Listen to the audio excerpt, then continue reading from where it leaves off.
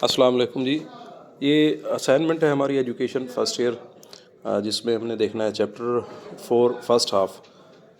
हमें एमसीक्यूज़ दी गई हैं। बालिदगी का सिलसिला जारी रहता है, तो इसकी जो राइट ऑप्शन है वो 30 साल तक, क्योंकि बालिदगी में जो है वो जिस्मानी एतबार से कद काट वगैरह का बढ़ना है, लिहाजा वो तकरीबन 30 साल तक ही जारी रहता है। नशोनुमा के तगय्युरात होते हैं, अगर इनको देखा जाए तो ये औसाफ़ी होते हैं, क्योंकि इससे इंसानी अज़ा में जो बनावट है और उसके बाद उन अज़ा का इस्तेमाल है वो इंसान सीखता है, या जो बच्चा है उसमें वो औसाफ़ पैदा होते हैं।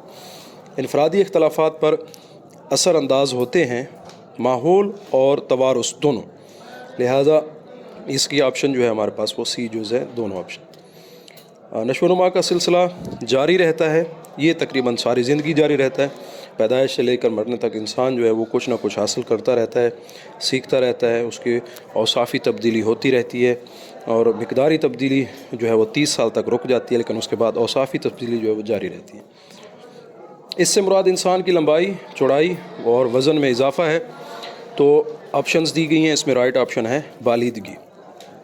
इससे मुराद शक्ल सूरत और जिसामत में तब्दीली है, तो इसका जो राइट ऑप्शन है हमारे पास वो नशोनुमा है।